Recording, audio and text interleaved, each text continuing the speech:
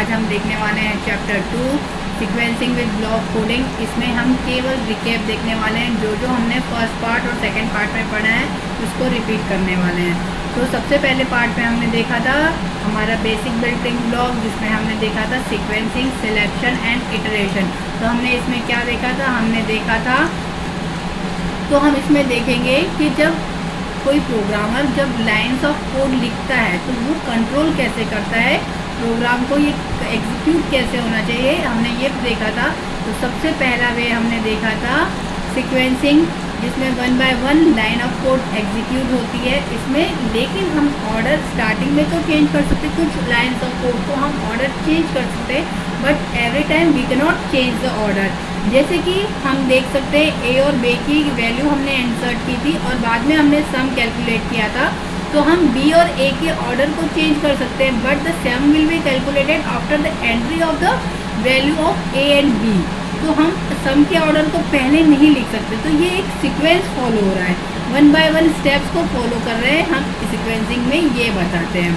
तो second procedure हमारी जो हमने देखा जिससे हम कंट्रोल करते हैं अपने लाइन्स ऑफ कोड को, दैट इज सिलेक्शन। इसमें हम क्या करते हैं, हम इसमें एक क्वेश्चन होता है हमारा, जिसमें हम क्वेश्चन पूछते हैं और क्वेश्चन के अकॉर्डिंग हम उस लाइन को कौन सा लाइन ऑफ कोड एग्जीक्यूट होगा and the other line of will get skip. तो हम कुछ पोर्शन को स्किप करते हैं, कुछ पोर्शन को एग्जीक्यूट करते हैं। तो यहाँ पे हम क्या करते हैं, हम एग्जैक्टली यहाँ पे सिलेक्शन प्रोसीजर का यूज़ करते हैं, जिसमें कुछ पोर्शन को स्किप किया, कुछ को हमने एग्जीक्यूट किया। तो कंडीशन के अकॉर्डिंग ये हम सिलेक्शन करते हैं। एंड द लास्ट स्टेप जो बहुत हमारा इम्पोर्टेंट स्टेप है, दैट इज इटरेशन पे हम एक प्रोग्राम को या हम लाइन्स ऑफ कोड को सेवरल टाइम्स रिपीट करते हैं और यही कहलाता है हमारा इटरेशन एंड लूप कहलाता है। तो हम इसके बारे में थोड़ा सा डिटेल्स में देख लेते हैं कि क्या होता है लूप। तो हमारे प्रोग्राम में हम देखेंगे लूप क्या होते हैं। तो ये इम्पॉर्टेंट कंसेप्ट है हमारे प्रोग्रामिंग का, एक इम्पॉर्टेंट और पावरफुल कंसेप्ट है कि एक इंस्ट्रक्शन होते हैं that repeats until a specified condition is reach. तो हम जब तक हमारी स्पेसिफाइड कंडीशन रीच नहीं होती तो हम रिपीट करते हैं इंस्ट्रक्शन को या लाइन ऑफ कोड को रिपीट करते हैं। तो हम एग्जांपल देख लें इसका।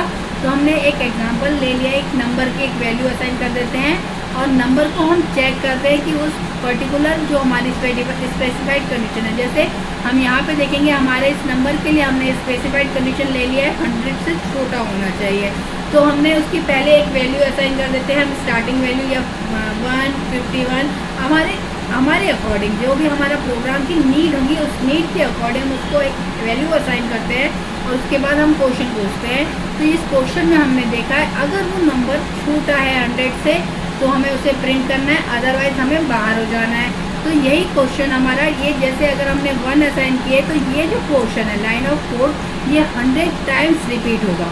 तो ये बार बार हमें नहीं लिखना पड़ता। तो यही हमें हेल्पफुल होता है, जो हमारी एक्शन होती है वो हम परफॉर्म करते हैं लेकिन उसको स्टेप्स को ज़्यादा बार नहीं लिखते। तो इससे हमारा टाइम की बचत होती है। सबसे मेन चीज़ होती है हम एक ही लाइन को बार बार ना लिखते हुए, इससे अगर हमें लिखना पड़ेगा तो 100 टाइम्स लिखते रहेंगे अगर हम देखा जाए सिंपल प्रोग्राम में। तो बट हमने लूपिंग कंसेप्ट का यूज़ किया तो हमें जब तक हमारी स्पेसिफाइड कंडीशन नहीं पहुंच गई तब तक ये लाइन्स ऑफ कोड रिपीट होती रहती है। जैसे ही हम अपने स्पेसिफाइड कंडीशन पे पहुंच जाते हैं तो हमारा इसमें से स्ट्रक्चर में से हम बाहर हो जाते हैं। तो अब हम लूप कंट्रोल स्टेटमेंट भी देख लेते हैं। तो लूप कंट्रोल स्टेटमेंट ये है ब्रेक एंड कंटिन्यू। तो ये स्टेटमेंट कब यूज़ होते हैं, जब हमें लूप को टर्मिनेट करना होता है, हमारे नॉर्मल एग्जीक्यूशन को हमें स्टॉप करना होता है, तब हम ये स्टेटमेंट का यूज़ करते हैं। तो ब्रेक स्टेटमेंट कब यूज़ होता है, जब हम अपने लूप को इमीडिएटली स्टॉप करना चाहते हैं या टर्मिनेट करना चाहते हैं तो हम यूज़ करते हैं ब्रेक स्टेटमेंट का। ठीक वैसे ही अगर हमें कंटिन्यू स्टेटमेंट का यूज़ करना हो तो जब हमें कुछ पोर्शन को स्किप करके हमारे नेक्स्ट स्टेप्स पे जंप करना है तो हम यूज़ करते हैं कंटिन्यू स्टेटमेंट का। तो इसको हम एक्सप्लेन कर सकते हैं। इसके लिए हम क्लास 6 के चैप्टर 5 के वीडियो देखकर हम पूरा ये with example and there diagrammatically हम इसको समझ सकते हैं। तो हम क्लास 6 के वीडियो को देख लेंगे, इसके लिंक हमें डिस्क्रिप्शन में, तो आप उस पर आप कंटिन्यू देख सकते हैं पूरे एग्जाम्पल को। अभी हम कंटिन्यू करते हैं टाइप्स ऑफ लूप से, जो कि हमारा नेक्स्ट टॉपिक है लूप्स का, जिसमें हम देखेंगे 3 types of loop, that is while loop, for loop and the nested loop. तो व्हाइल लूप कब यूज़ होता है? व्हाइल लूप तब तक रिपीट होता है जब तक कि हमारी कंडीशन ट्रू है या हम स्पेसिफिक कंडीशन हम एग्जीक्यूट करते हैं वो जब तक पहुँच नहीं जाती हम रहता है। तो हमने इस तरीके से व्हाइल लूप का यूज़ कर लिया कंडीशन को पूछकर। वैसे ही फॉर लूप का यूज़ होता है जब हम सीक्वेंस पर वर्क करते हैं, जैसे हमारे पास लिस्ट प्रोवाइड होती है, तो ऐसे समय में हम लिस्ट के टाइम पे हम फॉर लूप का यूज़ करते हैं जो कि पर्टिकुलर या स्पेसिफिक नंबर ऑफ टाइम्स के लिए रिपीट होती है। एंड द नेस्टेड लूप, जब हम एक लूप के अंदर दूसरा लूप यूज़ करते हैं, that is called nested loop. तो हमने रिकैप में भी हम ये देख सकते हैं कि हमने जो टाइप्स ऑफ लूप है ये हमारे 3 टाइप्स है, जो कि for loop, while loop and the nested loop. तो जो प्रीसेट नंबर ऑफ टाइम्स होता है वो है फॉर, जिसमें हम एक्सप्रेशन को एक्शन को देखते हैं, that is while loop. And the nested loop, जब हम एक के अंदर अनदर लूप का यूज़ करते हैं, दैट इज़ नेस्टेड लूप। तो अब हमारा ये पूरा पोर्शन कंप्लीट हो गया है बुक का। तो अब हम इसमें एक एग्जांपल देख लेते हैं, बुक का ही एग्जांपल लेते हैं जिसमें कि हमें एल्गोरिथम बनाने के लिए कहा गया है, बट हम उसमें ब्लॉक कोडिंग करके हम एक प्रोग्राम लिखेंगे जो कि है हमें लिखना कि हमें उसमें 1 to लेकर 10 तक का क्यूब फाइंड आउट करना है। और क्यूब फाइंड आउट करने के लिए हम एक ब्लॉक कोडिंग करेंगे जो कि हम स्क्रैच प्लेटफॉर्म पर करेंगे। तो हम मूव करते हैं हमारे स्क्रैच प्लेटफॉर्म को, और मैंने स्क्रैच प्लेटफॉर्म ओपन करके रखा हुआ है और हम तो अब हमारा स्क्रैच प्लेटफॉर्म ओपन हो गया है और हम यहाँ पर क्रिएट बटन पे क्लिक कर रहे हैं।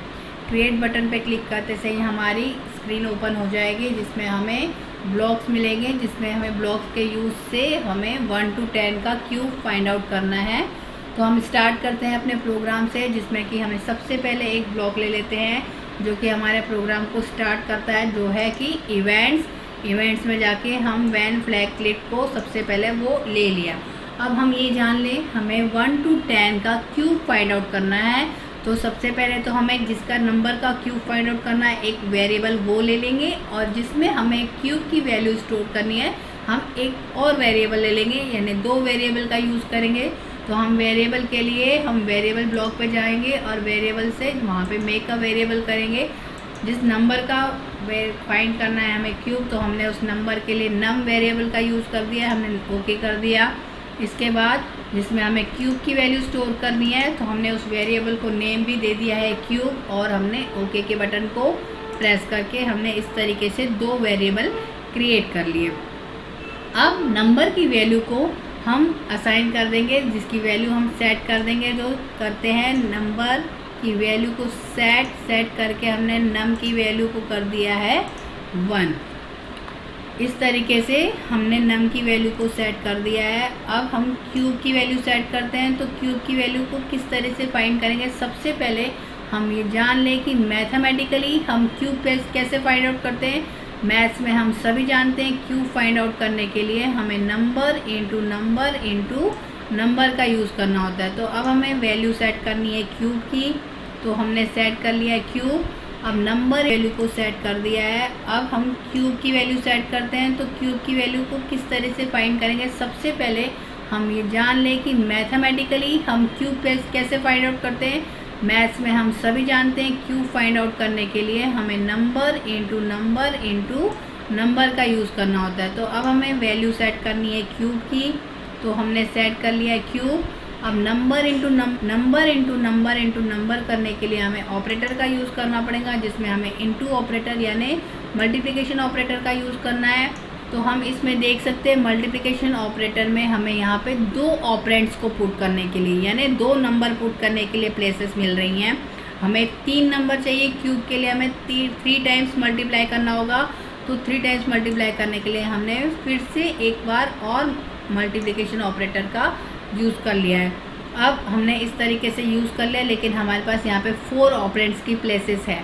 तो इसको हम किस तरीके से कवर करेंगे, इसको करने के लिए हम जाएंगे वेरिएबल ऑपरेटर पे, वेरिएबल ब्लॉक हमने यहाँ से नम को पुट किया है फर्स्ट ऑपरेटर की प्लेस पे, और जो सेकंड ब्लॉक है उसको हम ब्लैंक छोड़ देंगे। और अब हम नेक्स्ट वाला नंबर को यहाँ पे छोड़ दिया और थर्ड वाले को यहाँ पर।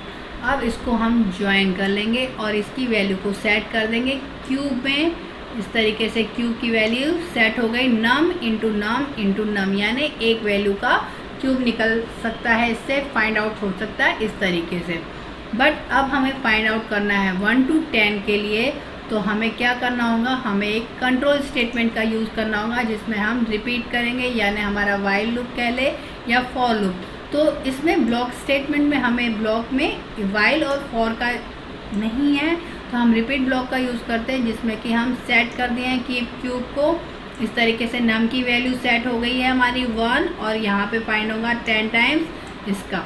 तो अब हमें 10 टाइम्स फाइंड आउट करने के बाद हमें नम की वैल्यू को फिर इंक्रीज़ करना होगा। तो अब हम क्या करेंगे, फिर से हम वेरिएबल ब्लॉक पे जाके सेट पे जाएंगे जहाँ पे हम नम की वैल्यू को सेट करेंगे, num is equals to num plus 1। अब हमने नम की वैल्यू को तो सेट किया है, अब हमें ऑपरेटर का यूज़ करना होगा जहाँ पे हमें प्लस ऑपरेटर का यूज़ करके जो फर्स्ट प्लेस है उसमें हमें नम लिखना होगा और सेकंड प्लेस में हमें जितने नंबर से इंक्रीज़ करना है, जैसे हम कंटिन्यूटी में चाहते हैं नंबर 1 to 10 का इंक्रीमेंट चाहते हैं, तो यहाँ पे हम num is equals to num plus 1 set करके इसकी वैल्यू को नम पे सेट कर देंगे और ये रिपीट होगा 10 टाइम्स। तो जब हम इस प्रोग्राम को एग्जीक्यूट करेंगे तो हमें इसका क्यूब फाइंड आउट होगा। अब ये फाइंड आउट हो जाएगा तो हम किस तरीके से एग्जीक्यूट कर सकते हैं, हम देख सकते हैं। जब हम इसको फ्लैग को क्लिक करेंगे तो हमारा नंबर आ जाएगा, लेकिन ये बहुत स्पीड में आ रहा है, तो हमें इसकी स्पीड को थोड़ा सा स्टॉप करने के लिए हम यूज़ करेंगे लुक्स ब्लॉक का।